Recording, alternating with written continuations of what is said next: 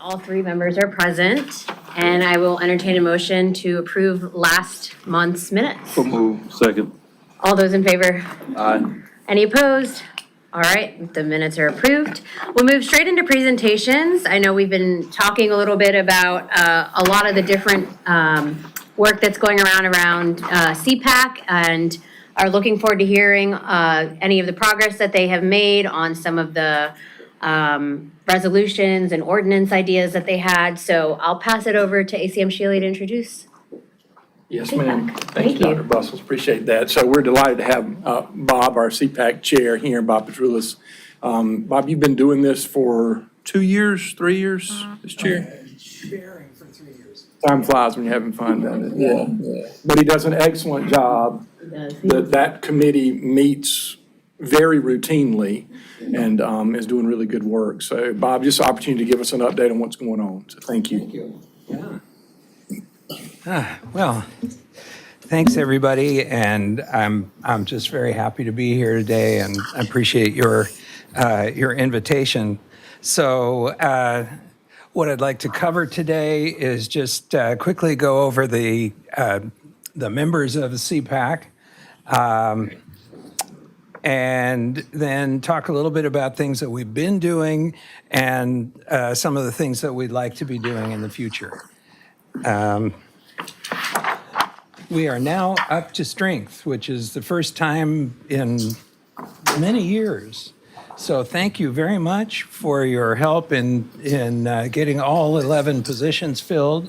And we have some very, very wonderful people who are contributing to the committee. And just mention that Gretchen Lambert and I are in our 6th year of service to the committee, so our terms will be expiring at the end of the year. So there will be another couple of people that need to be appointed sometime in the next few months. But you're staying busy, right? Because you have another role now too, for the neighborhood. Yeah, well, yeah, and Clint just came and did a presentation at the Hyatt Park Keenan Terrace Neighborhood Association. It was very helpful, and so I appreciate that. So CPAC's goals, and these are the goals that are sort of enshrined in its enabling documents, are, first of all, that by the year 2036, the city has committed itself to operating on 100% clean renewable energy. So that's something that we're monitoring, and since the City Council passed the second resolution, which we call Resolution 2.0, last 2 summers ago, we've started to monitor that on a regular basis in our meetings. So I gave you a list of the items that we regularly receive reports on, just so that you know what we're watching. In addition to that, our mandate is to engage the public in climate action, in keeping us all informed on what's happening, so that we can know what everybody's up to and try to coordinate and find ways to collaborate with community groups. So I just wanted to mention one of our big things that we just did last month was to host what I think was the largest Earth Day It was great. event in probably the last 10 years or so.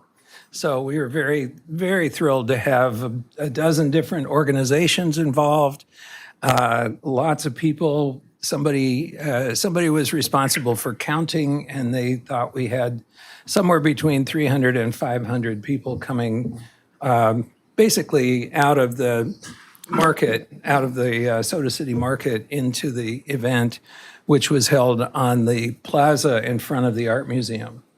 So just showing you a few pictures, give you a sense of how things were going.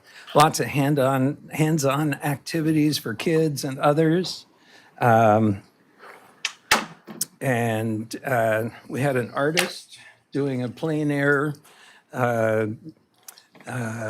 piece for us. You got cowgirl over there.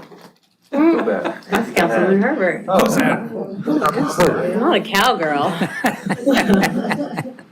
Yeah, she was, Beyonce. yeah, well, you know. So, and we had mascots. We had mascots from what used to be DHEC, it's Environmental Control now. And Cocky showed up. And we had the recycling guy and the recycling wizard. So, you know, it was fun. And a few of the groups involved that were part of this. And here's a little cast of some of the people who were actually involved in organizing this. And you'll see our own Mary Pat right in the front center. So just wanted to acknowledge that the City of Columbia, Central Midlands COG, and the South Carolina Public Health Association were co-sponsoring this event. So let me talk a little bit about the things that we're watching, the things that we're paying attention to on a regular basis. We have, as I mentioned before, the goal of Ready for 100, which is by 2036, all city operations to be powered by clean, renewable energy. And we want to do that in a financially responsible way. So the idea is to save the city money as it moves toward a decarbonized future. We have the renovation of the Canal Hydro Plant is going to contribute to that, as well as plans for a solar farm that'll be adjacent to the wastewater treatment plant. There are some other things that are being looked at, but for now, we're hoping, well, it's not going to happen by 2025, but it's in the works are plans to bring additional green energy on.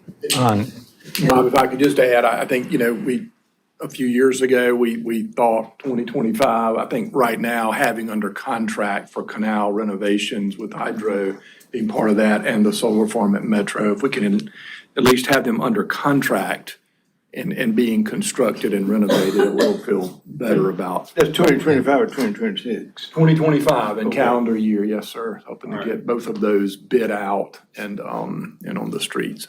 All right. Yeah.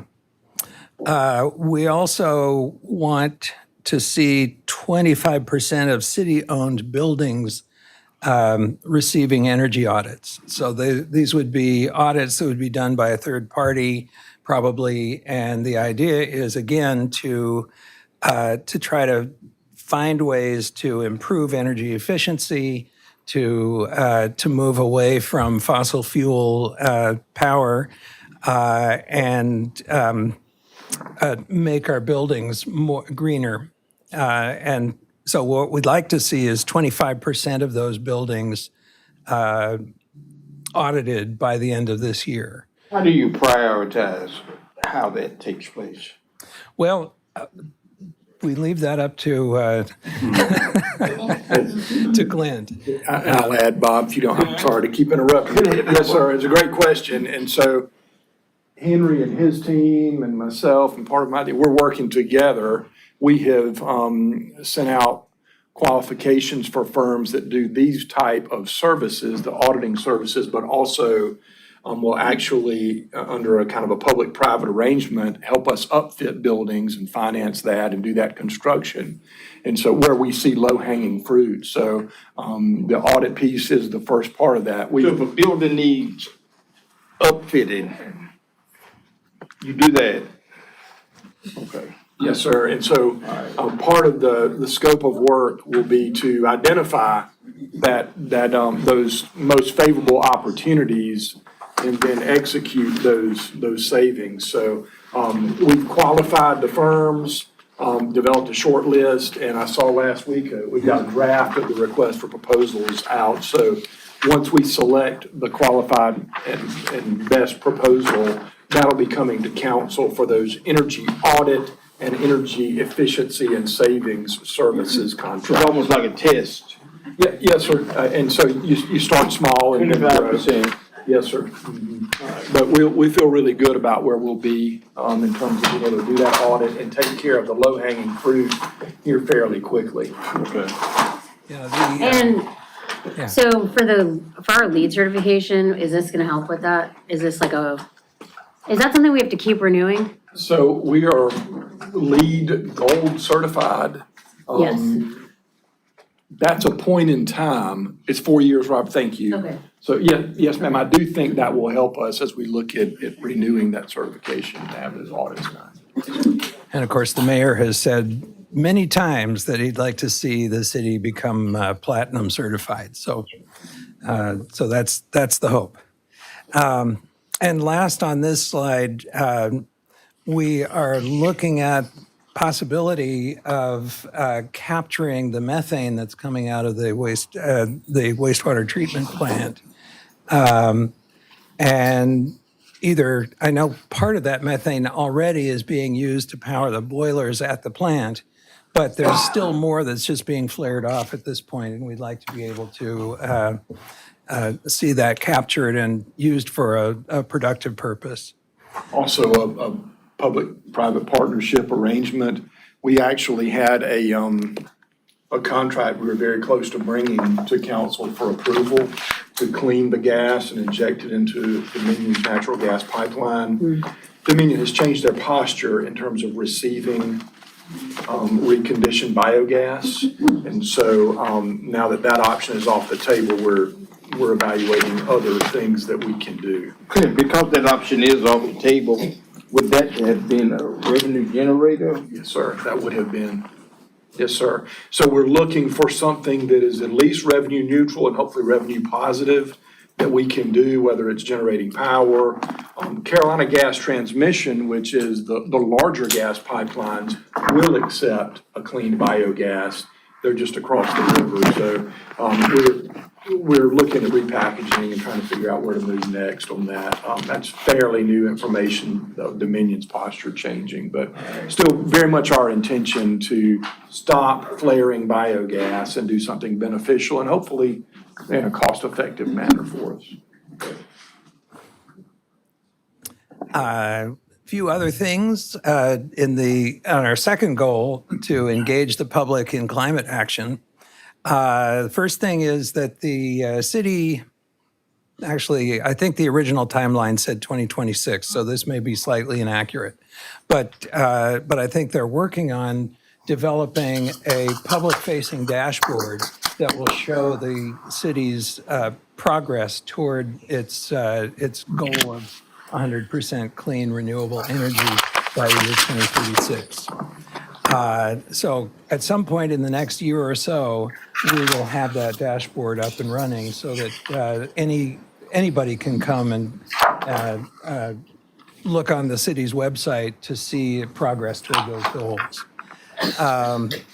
The Speaking Sustainability newsletter, which Mary Pat edits very skillfully, comes out once a month, and it currently goes to over 800 subscribers. And we'd love to have more. So if you are not subscribing to Speaking Sustainability, you should let Mary Pat know so that she can put you on the list.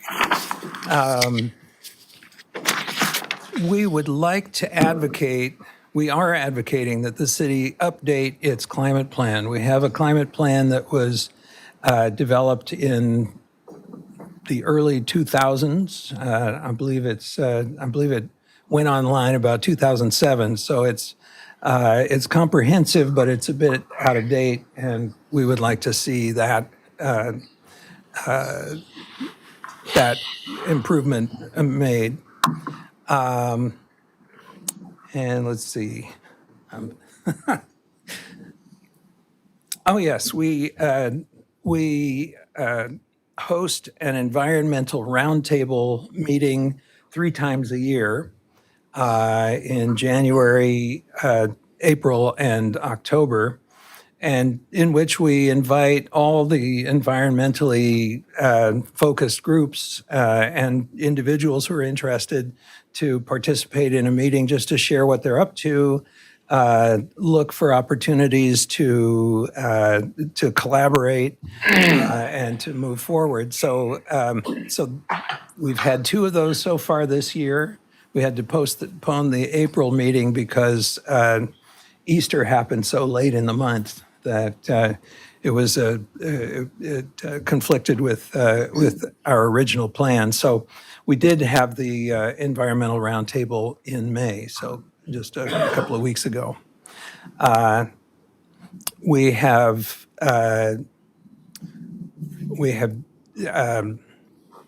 awarded 17 grants with the Bloomberg Youth Climate Leadership Program.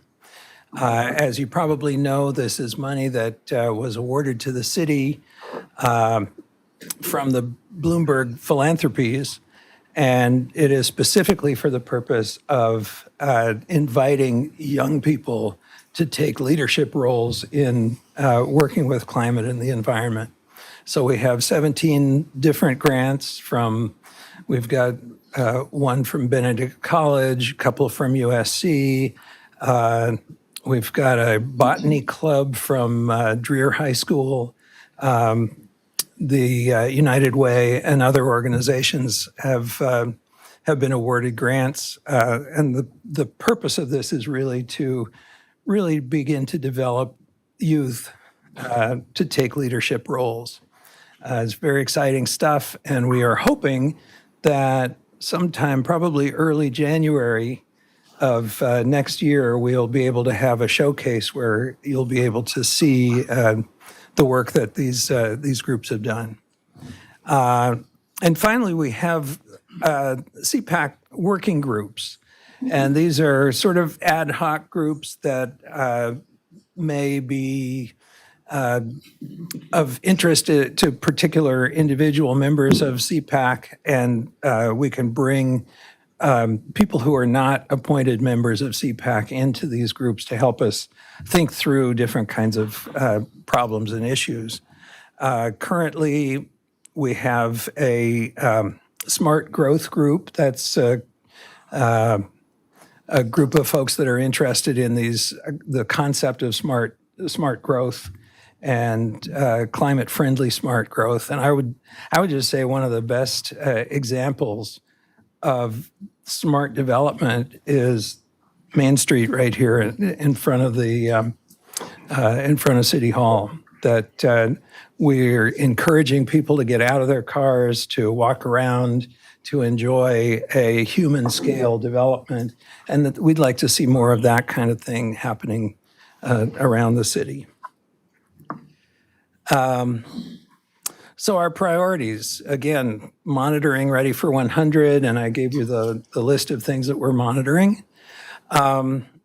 Also, I gave you a brochure. We've been talking with some folks from the Xerxes Society who have a program of designating cities as bee cities. So the idea is to be as pollinator friendly as possible. And we're working on that. And we hope to have a specific proposal for you in the next couple of months. And in the meantime, I wanted just to put that on your radar screen, let you know that that's being discussed. I also just heard today that the Audubon Society has a sort of a similar program for a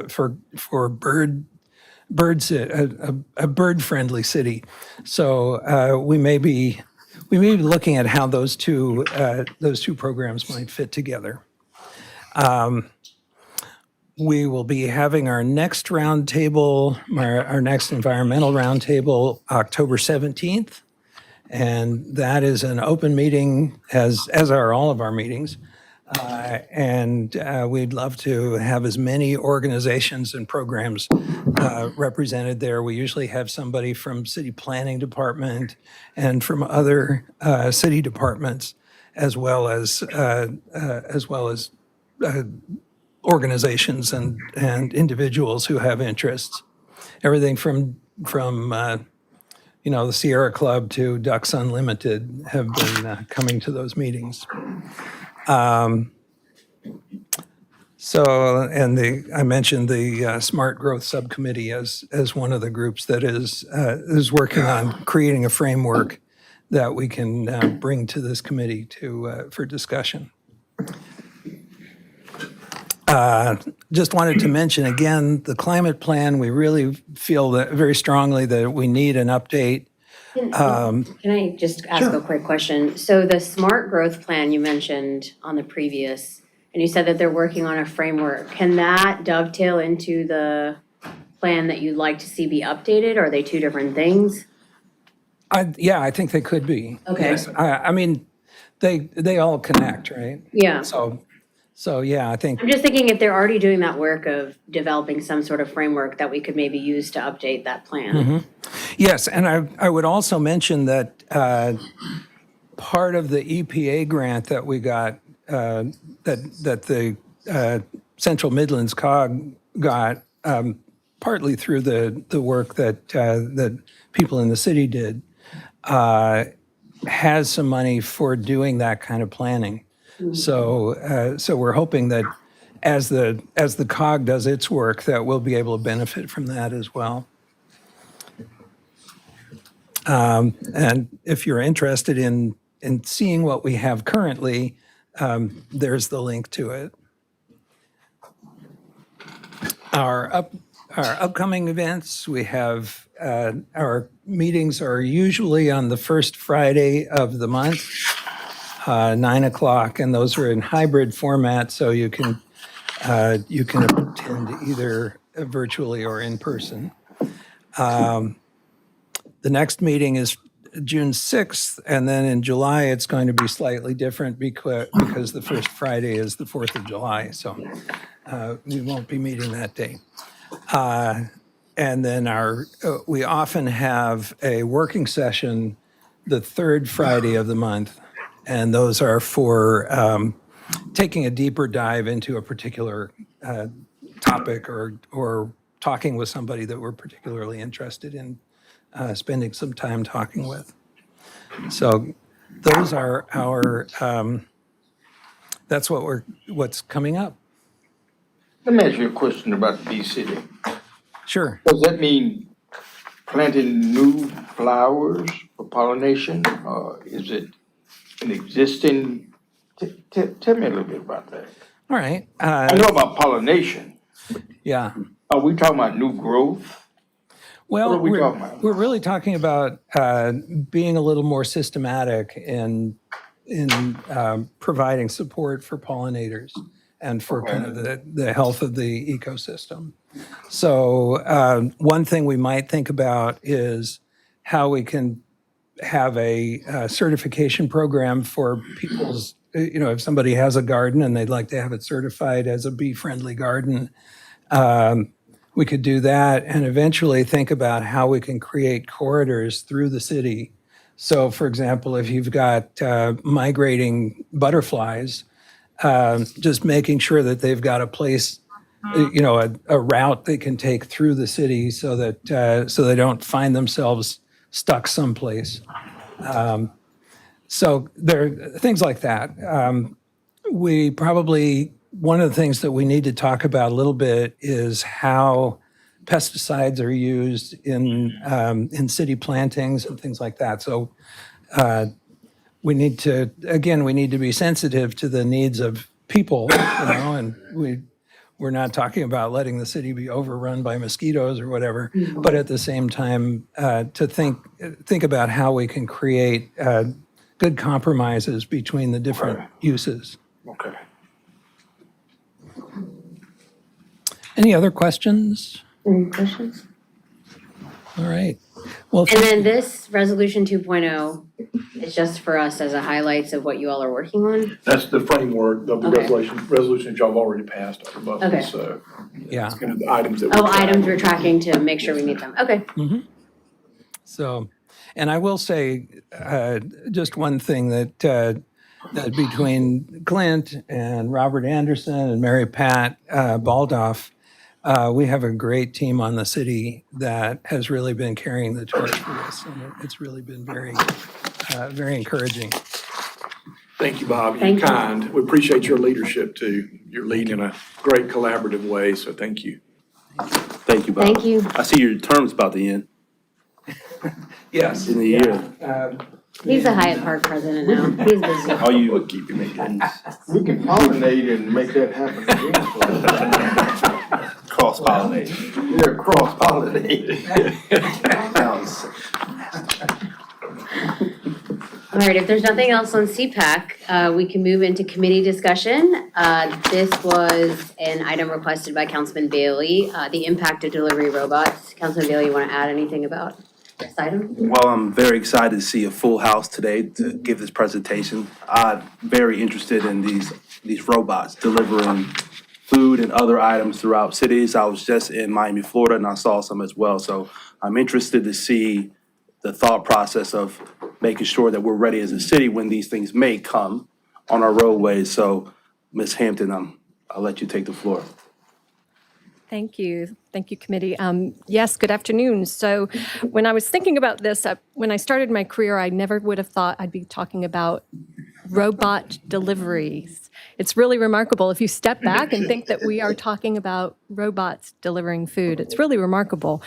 So Kelly Smith and I from Business License have been working on this together. And you had asked for a broad overview, a discussion of what USC was doing, and then maybe a little bit about the workforce. We'll be able to speak to those two. The last one, the workforce issue, is one that hasn't been really identified the impacts yet. However, there are some anecdotal information actually from USC that I think might help provide some of that information. So essentially, these are just little guys, little devices that use our transportation networks that are autonomous. However, there usually is an operator behind the scenes that can intervene should there be an issue.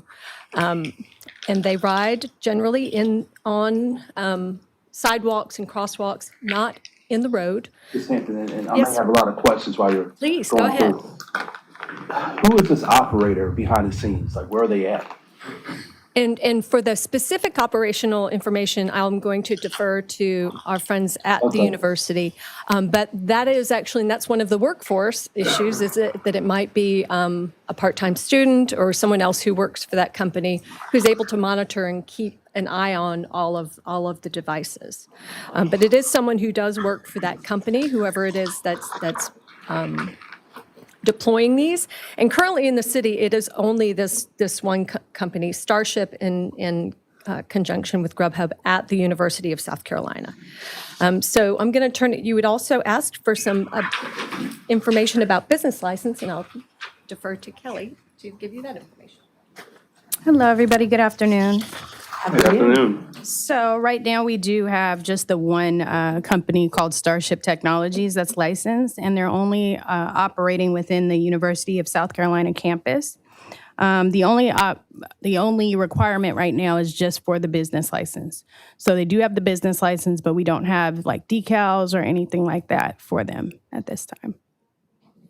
Are there other types of requirements? Of course, I know for brick and mortars, we have the grease trap and all the, are there other things that you've seen in your research that is typically required in other cities? Some do require insurance documentation for the robots. Some have lighting requirements, height requirements. Some of them regulate speed as well. And is that regulated by the Department of Transportation, or is that regulated by cities? By the cities, yeah. The cities require that information.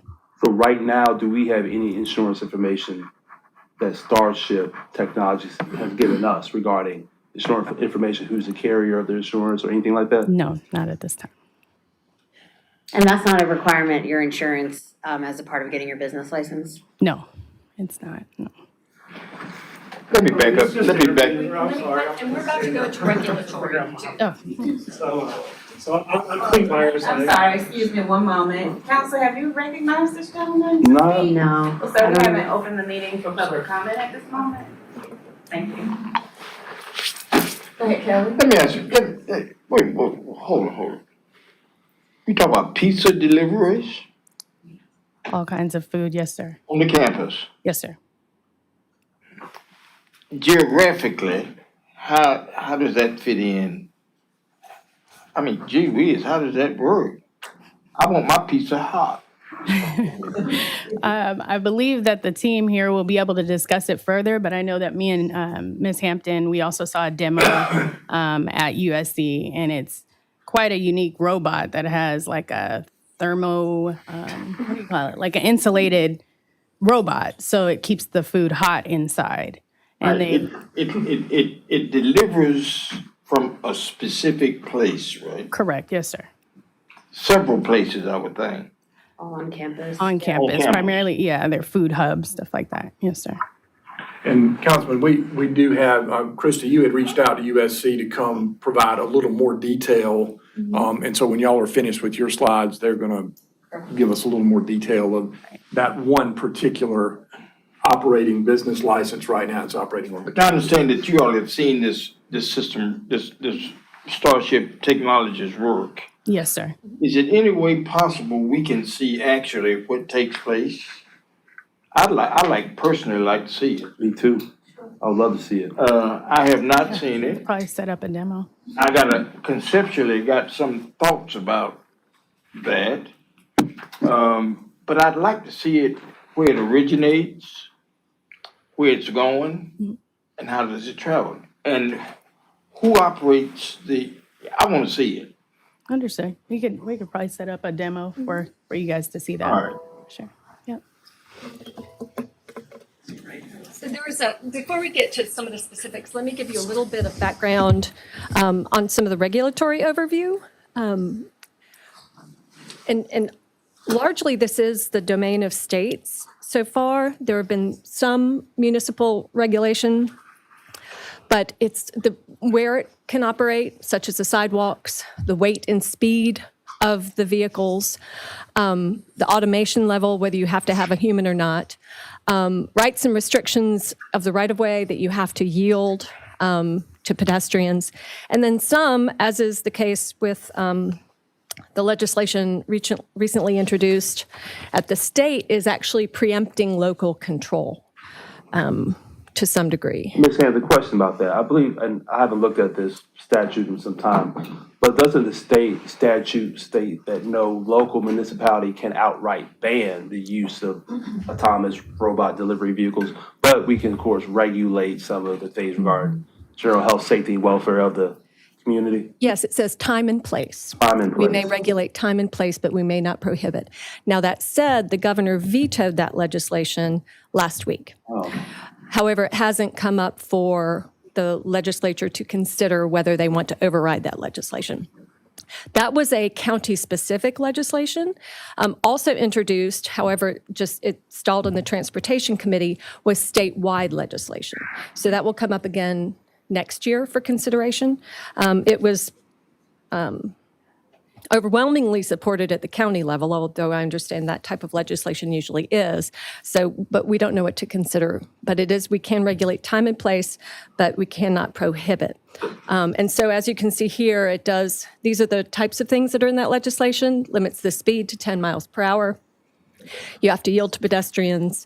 And the provisions were to be repealed after 3 years. And that was the same in both of those. Let me ask you, Krista, can I ask you? Yes, sir. And this may be far reaching, maybe just totally out of sort. What would be the difference in Starlight Technologies and a vendor on a corner? So they do not sell in the right-of-way. They only are transporting it. It's almost like when you get a bike delivery of your Jimmy John's or your Chipotle. They're only riding in their bike with the product in the back. They are not selling at the corner. So it's only using the rights of way, the pedestrian as transport, no different than when they deliver it in a truck or a car. And that is one of the benefits that people do relay, is that instead of getting your, 8-ounce hamburger in a 3-ton truck, you're getting it in a, small electric vehicle. So that there is some reason to consider it a little bit more environmentally friendly, Gee whiz. as well as it's considered kind of the last mile, as opposed to them having to take up a parking space, run in and deliver your hamburger. They just use the sidewalks, come right up, and then it opens up. And they can give you more information about that. I guess I'm still struggling with the whole notion of a sidewalk vendor, fresh hot dog, fresh hamburger, a fresh piece of pizza, as opposed to putting it in a machine in a warmer and carrying it to wherever that destination is.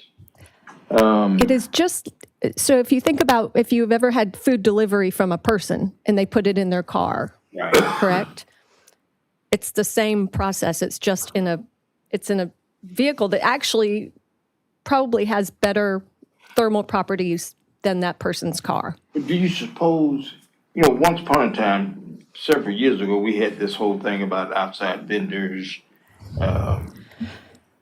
doing their thing on sidewalks.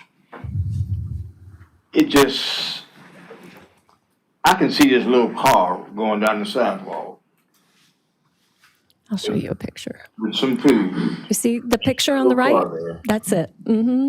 That's the little guy, and it's got a little flag, Red flag at that. just to make sure.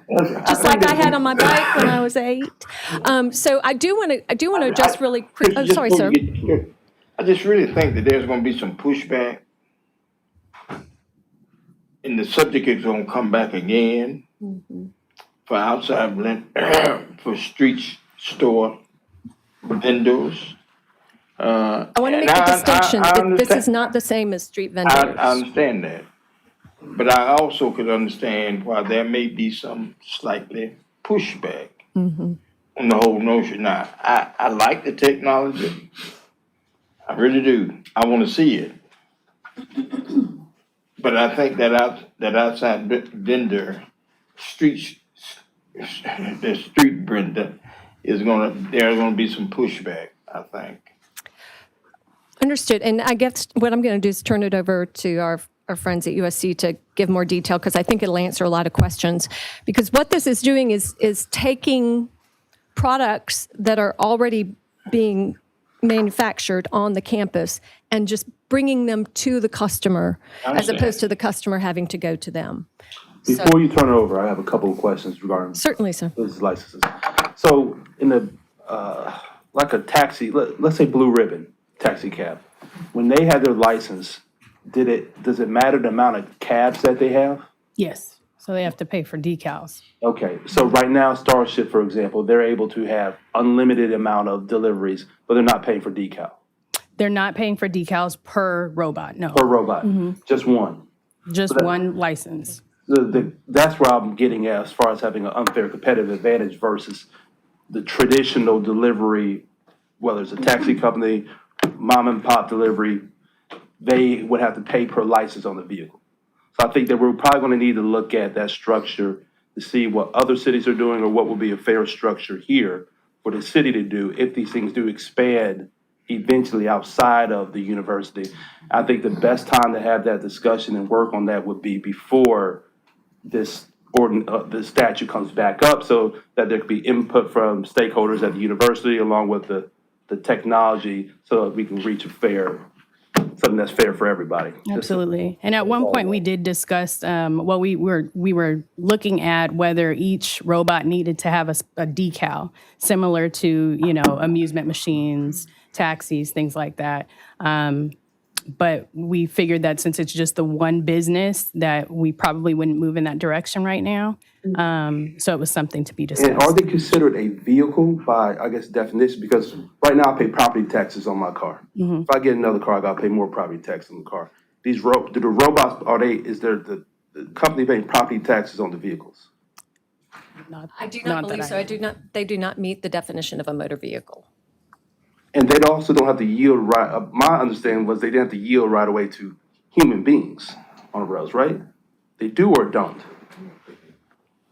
The legislation at the state does say they have Must to yield. yes. Have the owner information on lights? Has to have owner information on the vehicle and lights for any nighttime operation. 10 miles per hour is pretty fast riding down I the know, sidewalk. 10 is pretty fast. And that's actually, I think it was, in the other legislation, it was 8 miles an hour and 10 miles an hour if it was an emergency. So defining a food delivery emergency, not sure about that I one. think anytime I'm getting food delivered is an emergency. That's right. It depends on the time of night, right? So can you introduce the contact from USC so we can formally? Certainly. We've not met previously, so Mr. Fortune and I have, but I'm going to let this gentleman introduce himself. Awesome.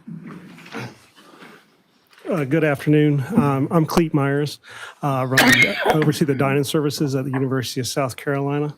And I'm going to try my best to answer all these questions. But I'll try to give you a little perspective of how the robots operate.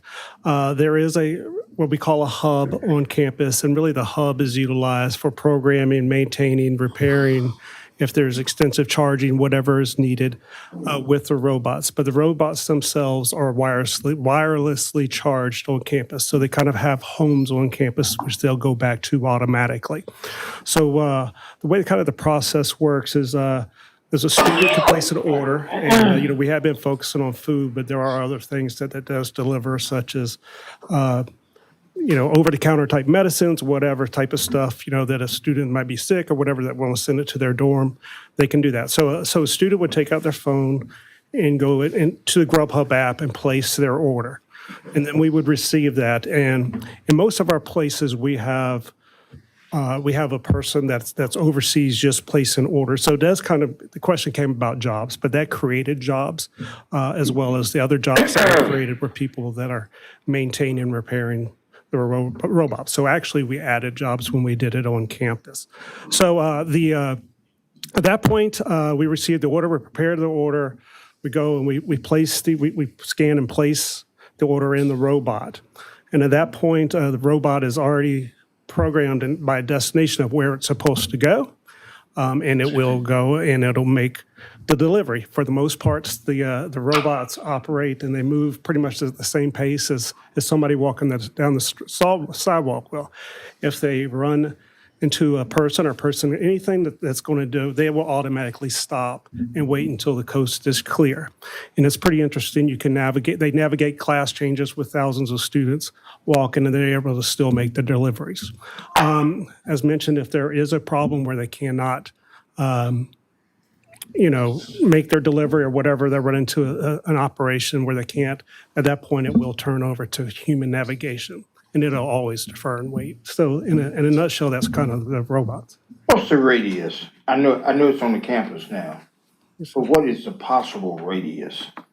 Well, the possible radius, I guess, is somewhat. I mean, I don't think we would be able to go to the interstate or anything, but realistically, if we kind of mapped it, we would like to do, be able to do the entire campus, and we would have the capability of doing that as long as there's connectivity, with crosswalks as well as sidewalks. If there's not connectivity, then it's not possible.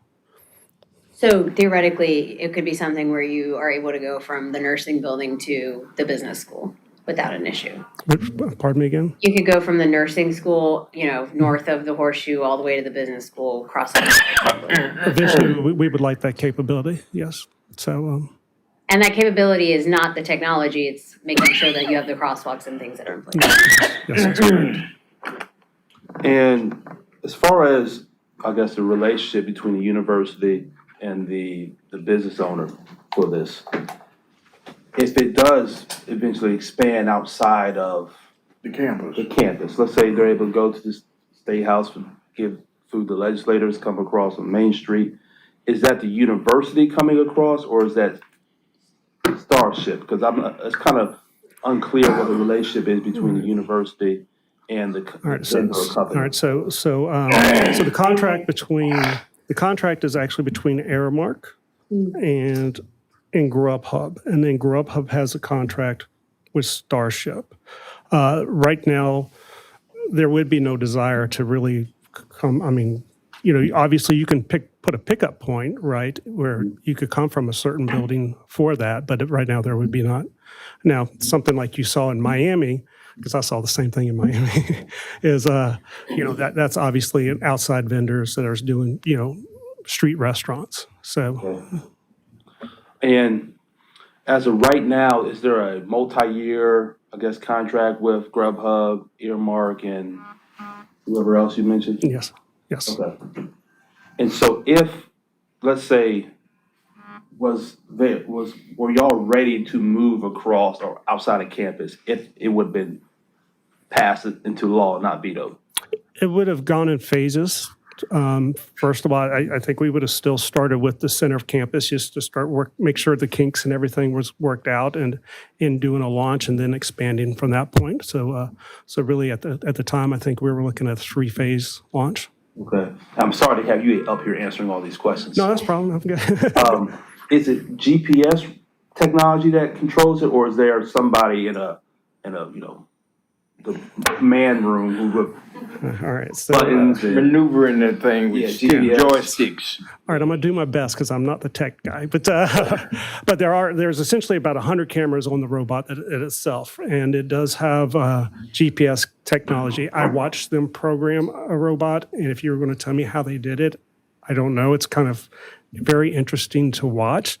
Yes, how they did it, and then they went through and they tested and mapped, and then as time progresses, they kind of learn a little bit of what's the best route to go, where do you run into whatever, and they start understanding really what's the best route. The robots become a little bit of intuitive of, okay, well, I've made this delivery.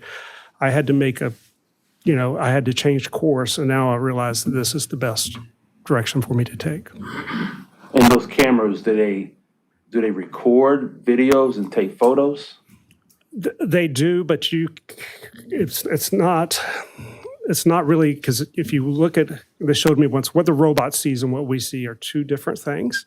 It's not looking at things the same, but there have been cases where the robot has been able to record, and for whatever reason the jurisdiction's been able to get, for whatever crime need there's been. Yeah. That information, but it's not readily available. Well, it's very intriguing for me. I need to see it. Yes, sir. Simple as that. We can talk conceptually how this process works, but until we are able to see it, I want to see it. I want to see it stop. I shouldn't say walking in front of me, but if it's driving in front of me, it stops. Is there a person somewhere else that's operating the joystick? No, sir. It will see you as an obstacle, and it'll see your And it'll pace. stop. So if you're walking right towards it, it's going to stop. If it's coming behind you and you're walking at a slower pace, it's going to either stop or it's going to reduce its pace. Well, I think the technology is excellent for the campus.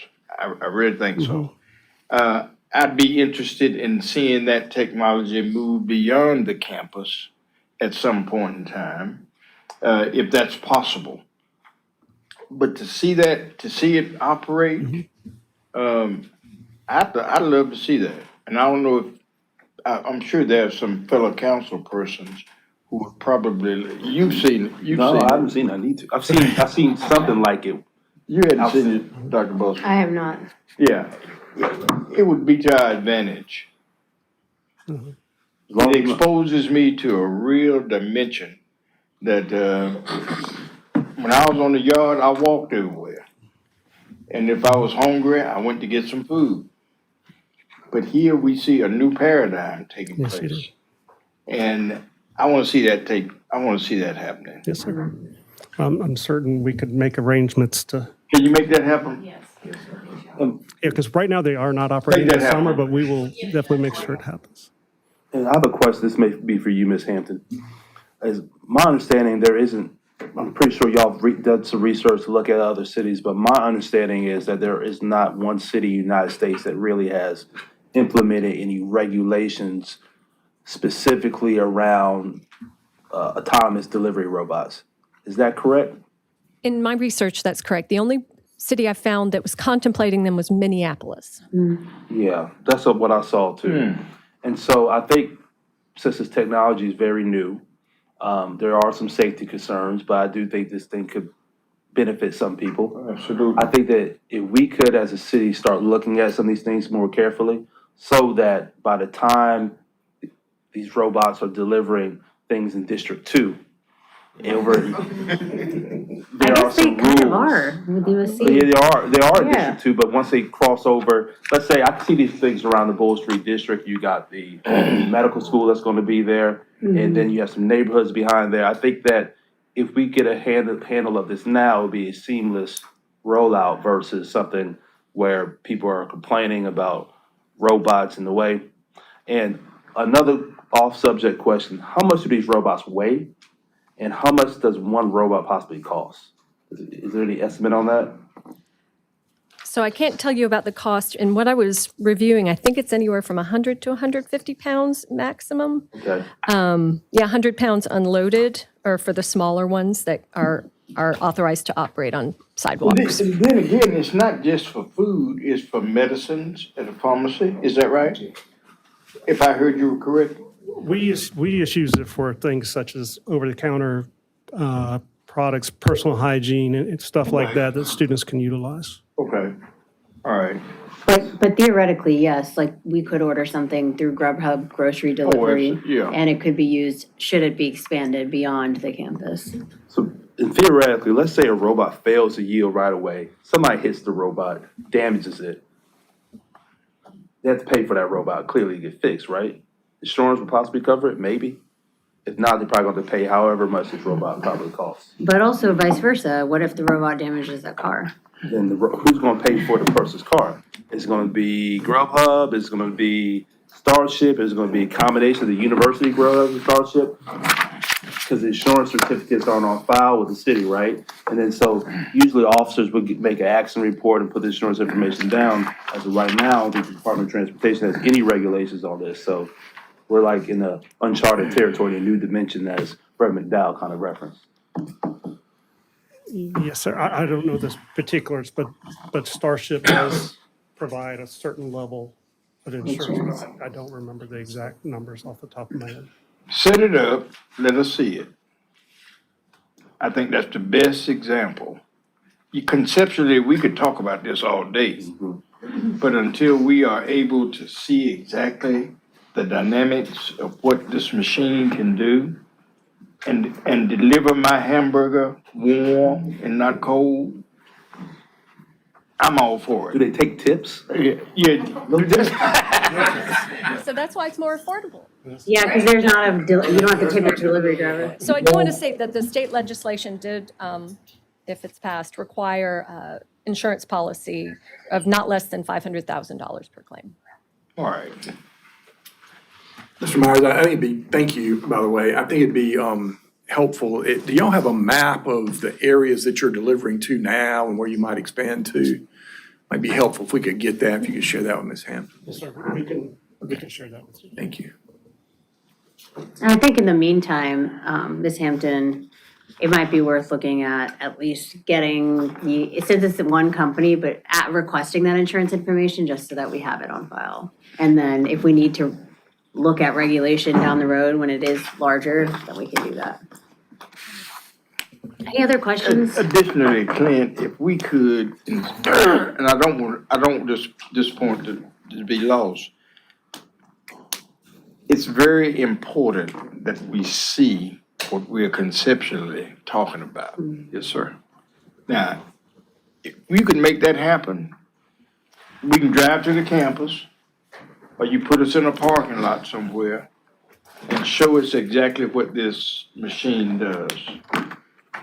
Bring us lunch. Hot hamburger. Bring us lunch. I want to see, Or better yet, just put some extra, girls' tickets, basketball tickets.